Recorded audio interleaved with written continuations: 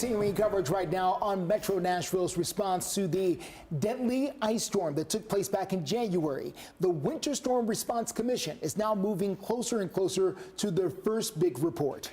Members reviewed a draft of their findings and then talked about what they want the mayor to start working on right now so we don't go through this again. Fox 17 News reporter Chris Knowles joins us live right now to explain. Good morning, Jennifer, Justin. During this conversation, they wanted to make two distinctive things I'm not going to say distinct, but they want to make it clear.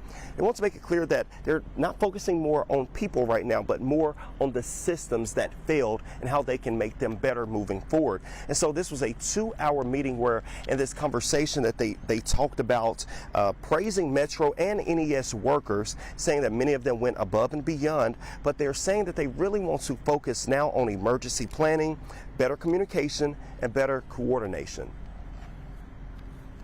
Thoughts on this. I don't want it to look like to the public or to even the mayor that we're sugarcoating this.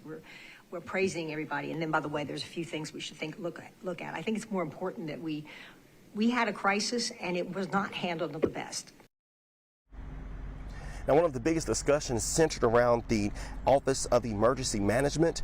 They're calling for an independent review of them now. They're asking the mayor to do that now and not wait for the final report to come out. And another recommendation that they're looking at is getting a national accreditation for OEM to help with stronger disaster preparedness and better response time in the future. So far, regarding this interim report, a draft will be revised and the interim report should be coming soon. And they expect to have a final report by the end of the year. Of course, we will stay on top of all of this progress and keep you updated with the latest as it happens. I'm Chris Knowles reporting, Fox 17 News, your Code Red station. Chris, thank you. 7:34, and Nashville Electric Services Governing Board also released an independent review of its response to the ice storm, finding the utility was, as a lot of people suspected, not fully prepared.